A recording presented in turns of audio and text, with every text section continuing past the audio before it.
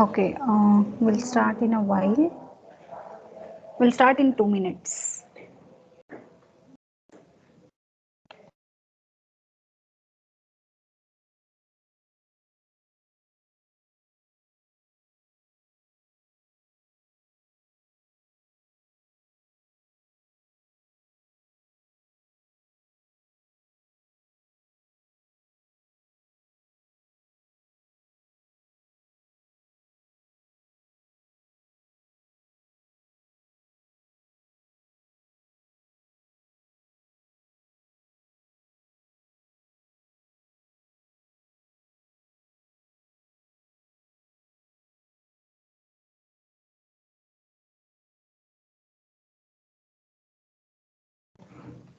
Okay, shall we start? So instead of starting with a new topic, what we'll do today, we'll solve some of the scheduling questions. So did any of you try solving the questions which I sent you as assignment 2, I guess, which was on CPU scheduling?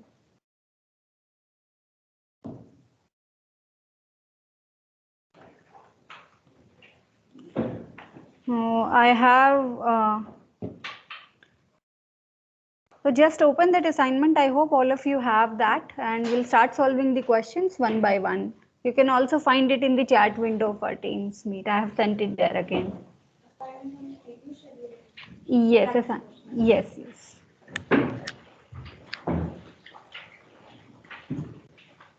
So you'll be seeing at least one question of this type in your minor exam. So maybe we can just solve some of these.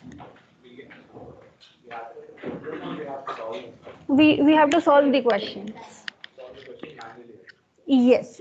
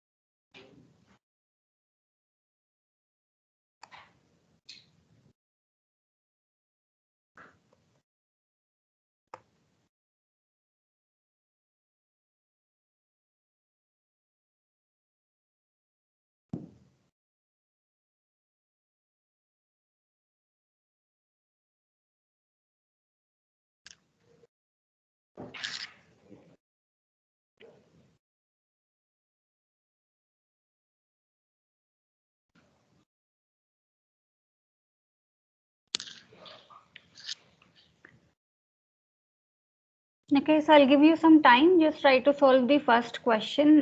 Let me know if you are done. So those who are offline, you can tell me. Those who are online can type the answer in the chat window.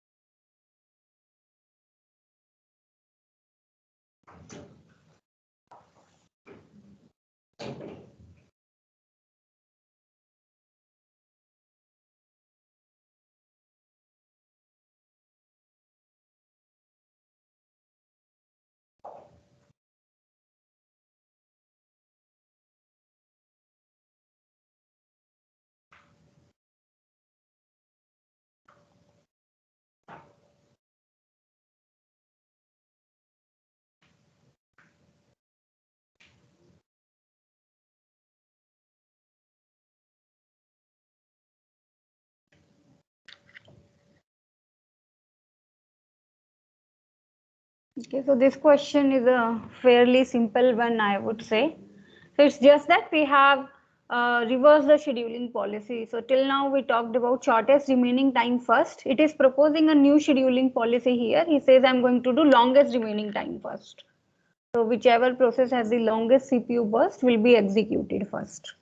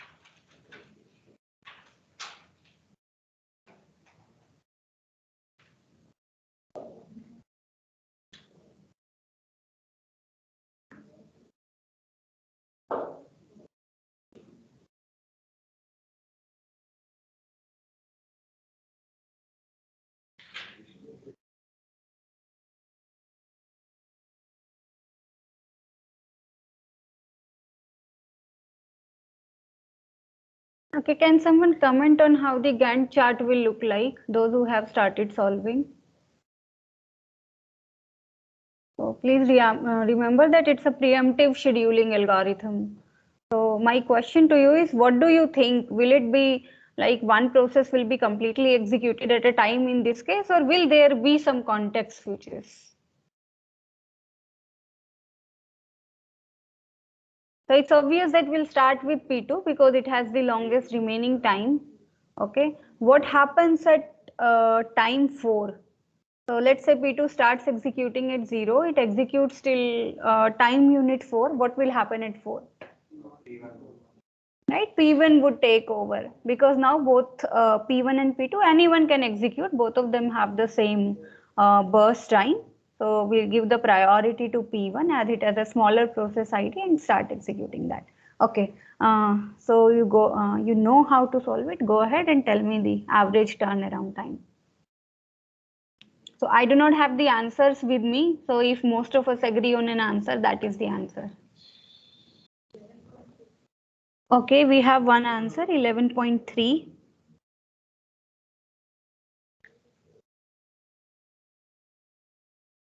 Anyone else? People who are online?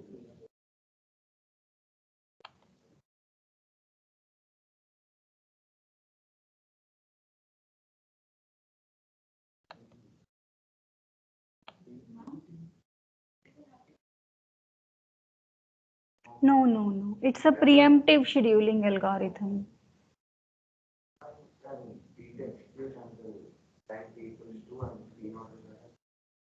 Come again. So this BT here refers to it's the burst time. Arrival time is same for all the processes. All of them arrive at time 0.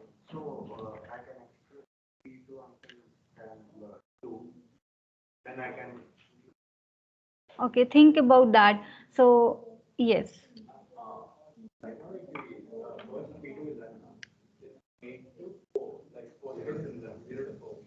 So after that, P2 and P1 will have the same burst time step. So we'll run P1 because of the less ID. Then we'll run it for 1 second. Then again for it will be like that. Yes, exactly. So you see, actually, if you look at the analogy, so if you have heard that story of two cats and a monkey, right? What happened there? So there was two pieces of bread, right? Both were equally long. So he would eat some part of it, then this one will become smaller. He would eat this one, then this one. The same thing happens in this question here.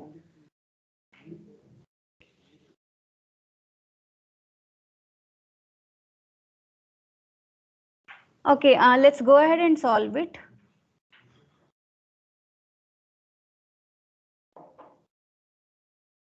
So what happens at time 0, P2 has the longest burst time. So P2 starts executing. So let's say P2 executes till 4, right? Because till 4, P2 is the one which will keep having the longest burst time.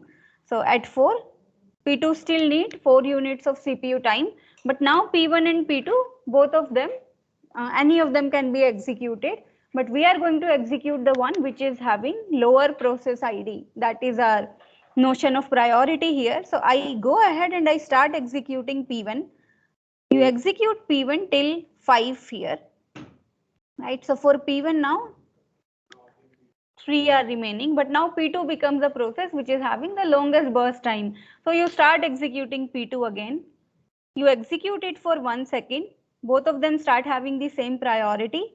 Next, you go execute P1 for 1 second, right? So now it has 2. Right now again P2 is the one which is having the longest burst time. Execute P2 for one more time unit, it becomes 8, it becomes 2. Now all of them have a similar burst time, so I choose P0, it's having the highest priority. But then as soon as you execute P0 for one time unit, its burst time reduces, so I am next going to pick P1. Next I pick P2. Let me know if there is any doubt in what is happening here, right?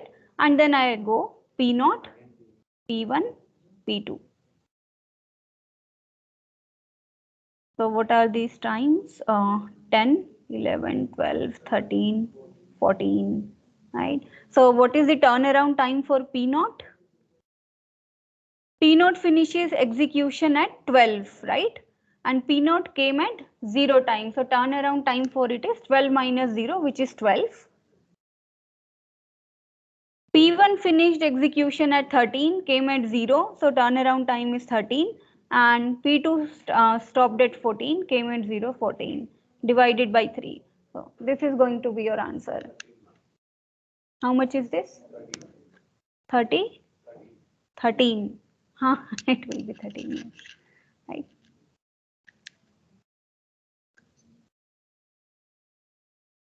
Okay, let's move to the next question. Yes, so Snigdha says 13. I just saw it now. Yes, Snigdha, that's correct answer.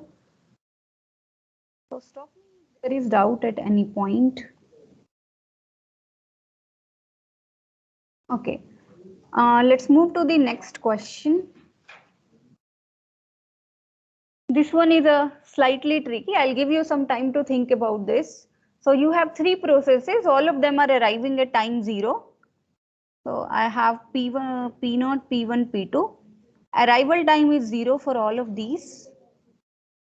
Total execution time. So here the execution time, if you look at, so let me say it's the total execution time.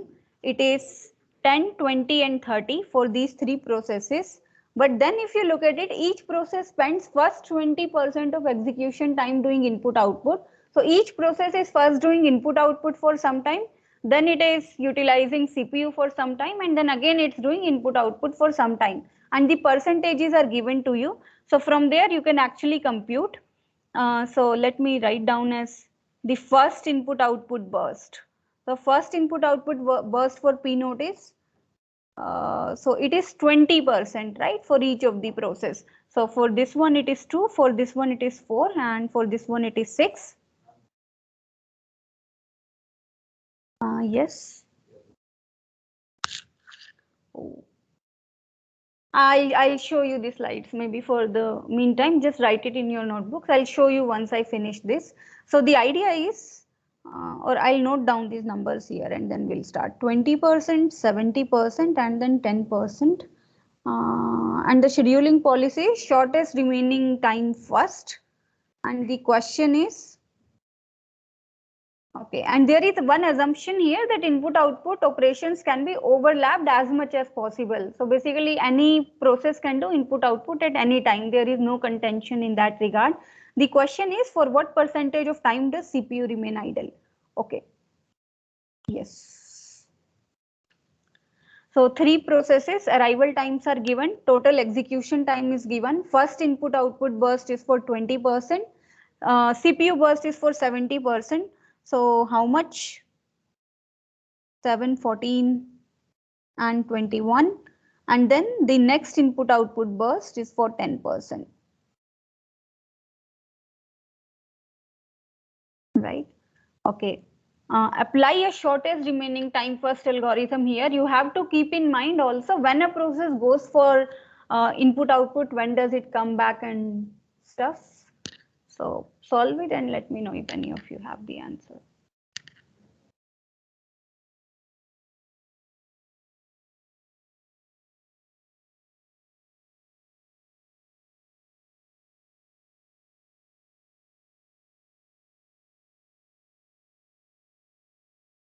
So in this particular case, CPU is going to remain idle for some time, right? So we have many questions. Let me just go ahead and solve it, right?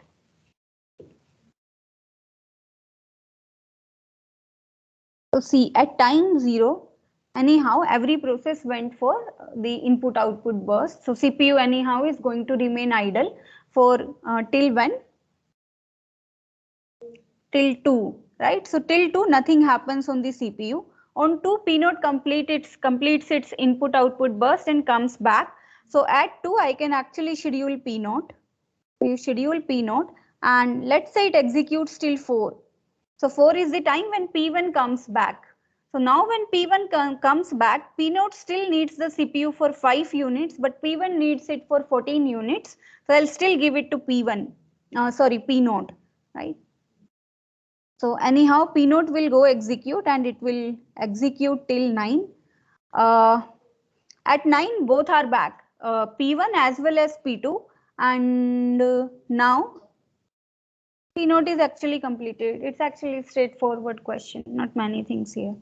Okay. So P node anyhow goes to complete its next input output burst. Then P1 is there. So I go and execute P1. It executes till 23 and then we execute P2 till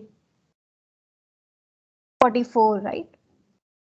Okay. Now look at it, what will happen? P1 went at 23 for its next input output burst. So it would have finished the execution till 25. If you look at P2, it went at 44 and then it's going to do its input output burst. So here also your CPU will be idle for 3 time units. And now you can compute for what fraction of time your CPU was idle, right? So it was idle here for 2 units, here for 3 units. So it's actually 5 divided by 47. Is that the fraction of time for which CPU remains idle? Any doubt here? Tell me. Okay, I'll repeat it once again. So what's happening? All the processes arrive at time 0. So all three, P node, P1, P2. So what happens? This is the first thing which they need to do. So P node have to complete its input output in 2 units, P1 for 4 units and P2 for 6 units. So P node is going to be back for in the ready queue at time unit 2. Right? By 2 it would have completed its input output. So till 2 CPU is idle here. You cannot execute anything. P node comes at 2, so you schedule it. So anyhow, if you look at it, the burst time of P node is the least, right? So P node, it goes ahead and it executes for 7 units. So this is the time where P node executes. At 7, P1 and P2 both are back. So P1 comes to the ready queue at 4, P2 comes back to the ready queue at 6. So you execute P1 and then you execute P2. Right now, what happens here? See, P1 completed at 23. Its CPU burst time, not the entire process. Its CPU burst time was completed at 23. After that, it needs input output for 2 units time. So P1 would actually have been completed at 25.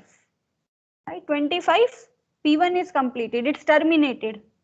And then P2, it finished its CPU burst at 44. It still needs to do this input output for 3 units. So at 44, it goes to the blocked state and it's immediately given input output. It executes till 47 and it's terminated. So all three processes, they started at 0, they terminated at 47. Considering there are only these three processes in my system, and what I had to tell was for what fraction of time CPU remains idle. So CPU is idle for 2 units here and 3 units here out of total 47 units.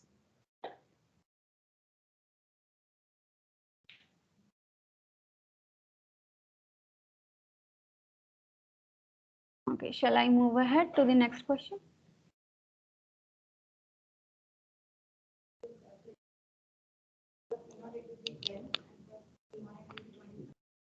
Yes, so if we look at the completion time, right? Yes, completion time for P naught will. So if you look at it, the completion time for P naught in this case is not 9, right? It is 9 plus 1. Similarly, for P1 it is 23 plus 2. For P2 it is 44 plus 3. So accordingly, your turnaround times will also change.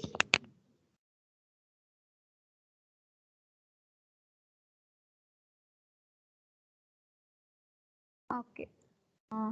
Let's move to the next question.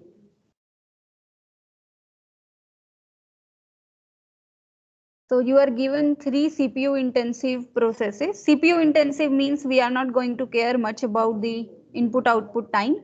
Their burst times are 10, 20, 30. Their arrival times are 0, 2, 6. And you are implementing a shortest remaining time first policy. So it's again a straightforward question, I would say. Uh, okay. So you are asked in this question the number of context switches.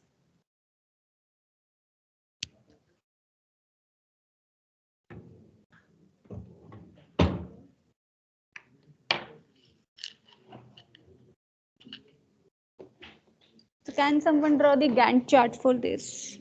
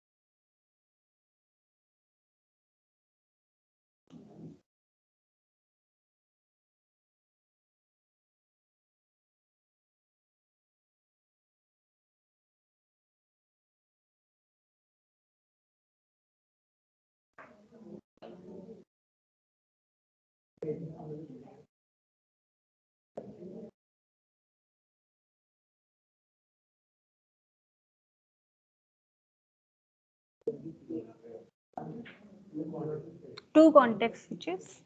Okay, let's do it.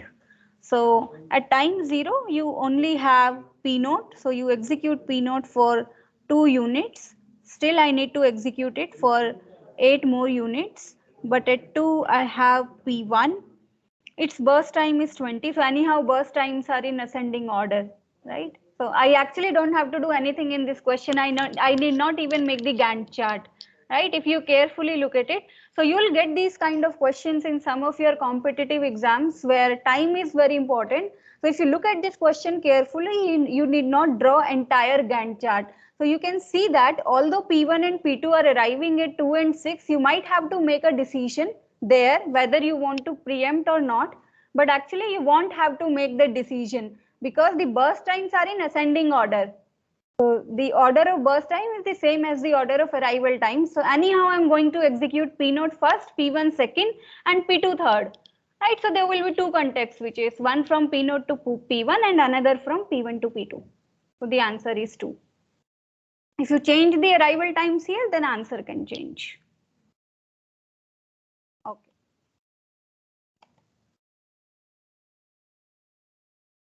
Okay, fourth question, I'm not solving it. This is a simple one. I hope you can do it. So I'll take up the questions which are slightly tricky as of now because we have 30 minutes left. If time remains, we'll come back to these questions.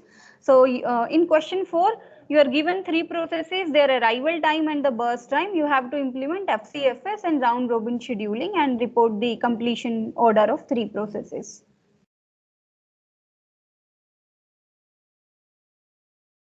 One.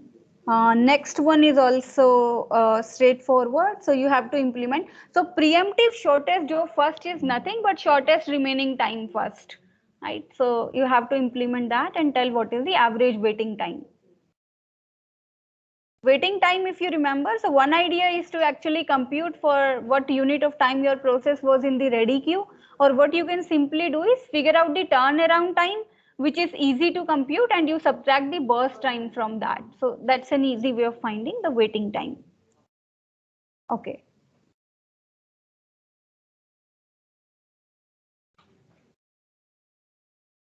Sixth question, although it looks like a simple one, it's time intensive, as in you have to figure out which of the scheduling policies will give you the lowest average turnaround time. So compute the turnaround time according to all the policies and then see which one gives you the lowest average turnaround time. Okay.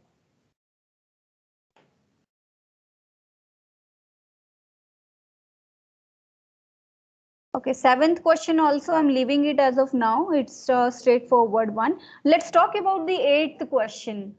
So eighth question says, so every process it requires 3 seconds of service time in a system. Basically its execution time is 3 seconds for every single process.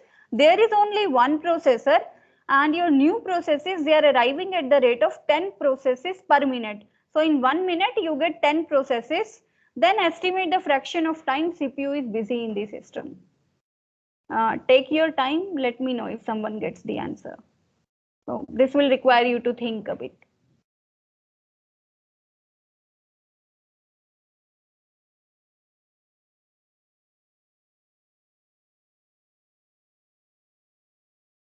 Once more. Answer. You're correct. It's 50%. Okay. Others?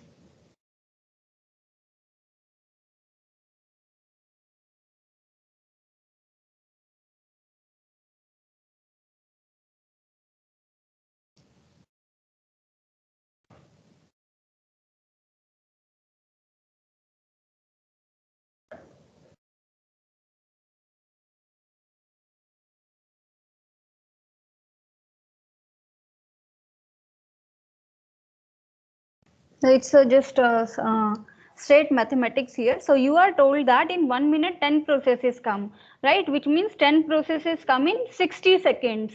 It means every 6 seconds one new process comes, right? And in 6 seconds one process come and one process requires only 3 seconds to complete. So say if you start from the very beginning, one process came, in 3 seconds you just finished it, right? In the next 3 seconds, CPU is idle. There is no other process. It will come at the 6th second. 6th second, next process came. You execute it in 3 seconds. Again, the CPU is free for the next 3 seconds. Right? So CPU is busy 50% of the time. CPU is free 50% of the time.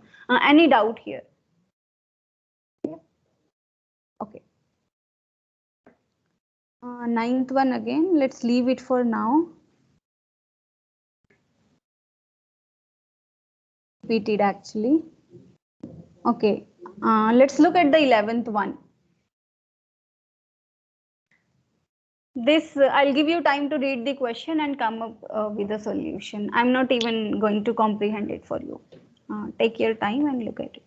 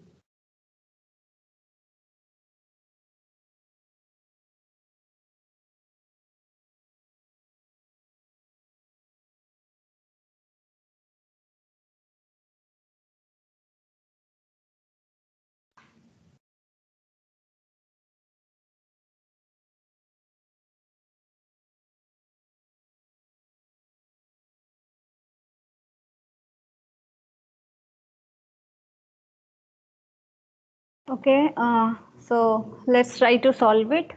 So what is happening? So you can assume it like there are three C programs, A, B, and C. Each of the programs has a loop which runs for 100 times. So A is running a loop 100 times, B is running a loop 100 times, C is running a loop 100 times. Every time when they run the loop, so these are the times which are written. So A requires 100 milliseconds of CPU followed by 500 milliseconds of input output. For B it is 350 and 500. For C it is 200 and 500. And assume that all of them have arrived at the same time. The scheduling is round robin where you have 50 milliseconds of time quantum. So let's see how will it happen. You are asked the time when C complete its first input output. Right? So let's say I start at time 0. At time 0, all three are there, A, B, and C. So A has, it's a round robin, right? It's a round robin one. Yes. Time 0. These are not the arrival times. So these two times which you see here, this is the CPU time and this is the input output time. APC has started at time 0, 5 and 10. Oh, it is given. I'm sorry, I forgot that. A for A it is 0. 5 and 10. Oh, I'm sorry. I'm very sorry. Okay, I'm given the arrival times. Perfect, perfect. Okay. So at time 0, anyhow, I only have A, right? So we can execute it for 50 milliseconds, right? By this time, B and C both have arrived, right? So let's execute B next for next 50 milliseconds. And let's also keep a track of what happens at the ready queue at every time. So at time 0, ready queue was only having A, you scheduled it, right? And by the time I come at time 50, B was there in the ready queue, and after B, C was there in the ready queue. So we executed B for the next 50 milliseconds, right? Okay, so you see at this time when I'm context switching from A to B, A, B, C, right? So when I'm context switching from A to B, A will actually come and sit at the back of the ready queue, right? Next we execute B for 50 milliseconds. That time B will come and sit at the back of the ready queue. Okay, so B executes for 50 milliseconds. Then I have C. C executes for 50 milliseconds. Right? Now C comes here. Next I have A. A executes for 50 milliseconds. And after this, A has completed its CPU burst, so it goes for the input output burst. And let's just keep a track of when A will be back in the ready queue. A will be back at 200 plus 500, 700. 700 is the time at which A is going to come back. Okay. So A is now not in the ready queue. I'm just removing it from the ready queue. This one, this is my ready queue. I have B and C. So now B and C will alternate with each other. So next I have B. So B requires 350 CPU burst time. So execute till it 250. Then comes C till 300. Then again comes B till 350. C till 400. B 450. C 500, and now C is completed, right? C completed its input output burst. So C also goes away from the ready queue for its input output burst, and C is now going to come back at 1000, right? Come again. Answer is 990. I don't remember. Probabilities. Let's have.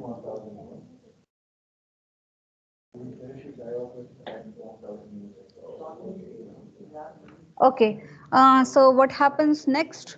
C also went for the input output. I have B with me, right? So B can anyhow execute till 700 now. 700 is the time at which A is going to come back.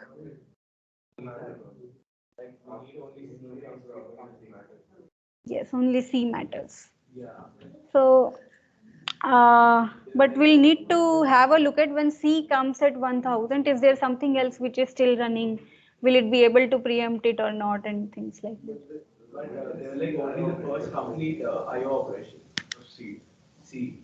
They want the time in milliseconds when C. Oh, okay, okay, okay. Yes, so we have already solved it. We have already solved it. We are asked what is the time at which C finishes its first IO operation, right? We have computed that. Well, good. So that is 1000. 1000 is the answer. People who are online, any doubt here?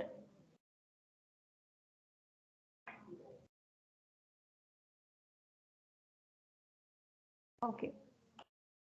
So done with this.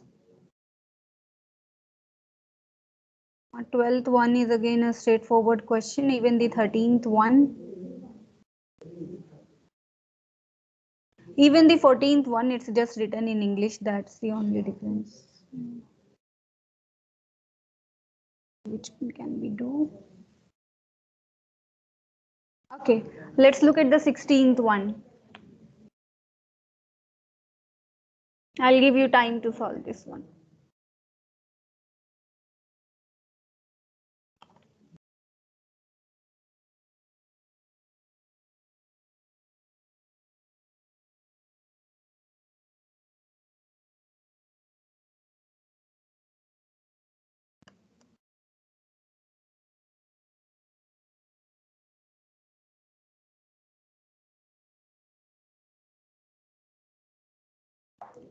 So you are given the average waiting time, you are given the scheduling policy, you have to determine the value of X here.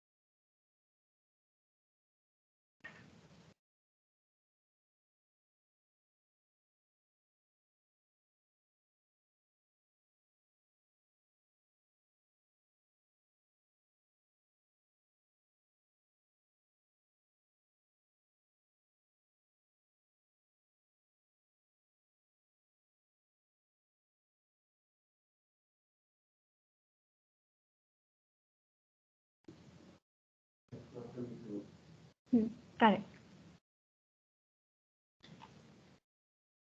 Right. So here is a hint of how you can solve this question. So I think this much all of you have done. So this is the Gantt chart till the fourth time unit, right? At fourth time unit, P1 requires CPU for 2, P3 requires CPU for P3, and P4 requires it for X. And I have no idea what X is. So basically you'll have to experiment here for different values of X. So X can be 1, X can be 2, X can be 3, or X can be something more than 3, right? So you compute the waiting time based on all of those cases and see in which case it can actually average out to be 2. If it's not clear, I'll solve it. Otherwise, I'll leave it. Do you want me to solve it? Okay. So let's look at the first case when X is 1.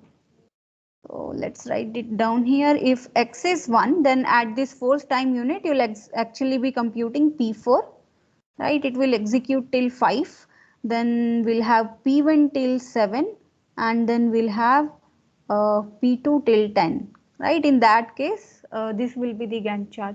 And what is the average waiting time here?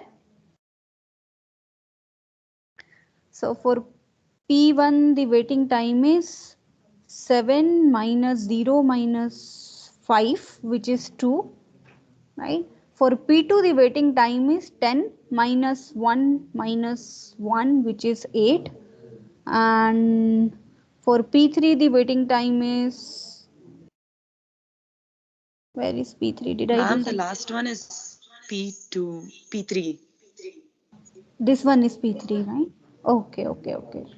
Uh, this one is P3. Okay, so waiting time for P1 is still 2. Waiting time for P2 is, so P2 came at 1 and anyhow got the CPU at 1. So we need not consider P2. Its waiting time is 0.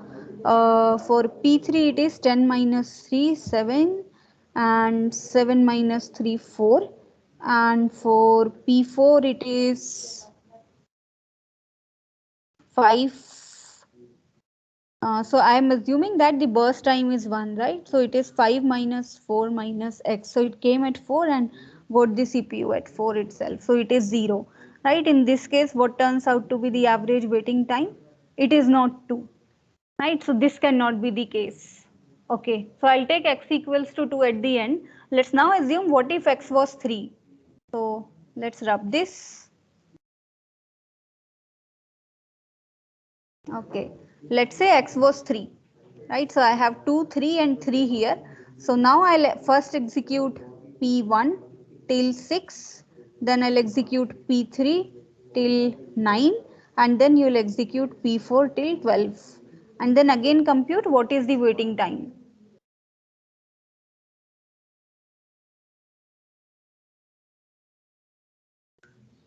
And I can also do one more thing here. You can actually merge it with what if x is greater than or equals to 3, right? Because x can also be greater than 3. In that case also the Gantt chart will be the same, but here you will have it instead of 12, it will be 9 plus x, right? Okay, right, if this is the case. So anyhow you'll get your answer when you substitute x to be 2, but it's the third case for which let's just try to solve it. So what is the waiting time for P1 here? 1. For P2 it is 0. For P3 it is 9 minus 3, 6 minus 3, 3. And for P4 it is 9 plus x, which is the minus 4. This is the turnaround time. Subtract the burst time for this, minus x. So it becomes 5 here, right? Divided by 4. So it still doesn't come out to be 2. Right. Next, if you substitute x equals to 2, you will get your answer. So you can do that. Let's do that quickly here. So what if x was 2? So here I have a 2, right? So first of all, again P1 will continue till 6, then I have P4 till 8, and then I have P3 till 11, right? And now look at the waiting times. P1 completes at 6, so 1. For P2 it is 0. For P3 it is 11 minus 3, 8. 8 minus 3, 5. And for P4 it is 8 minus 4, which is 4. 4 minus 2 is 2, right? Divided by 4. You get it what? Plus 2, 1, 2. Right? So now you get the waiting time equals to 2. So the value of x should be 2.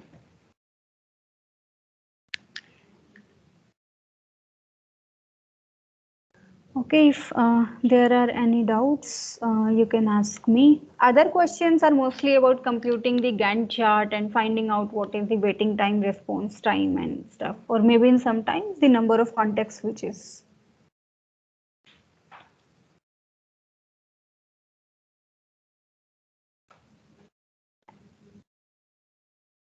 Okay, those you can look up. So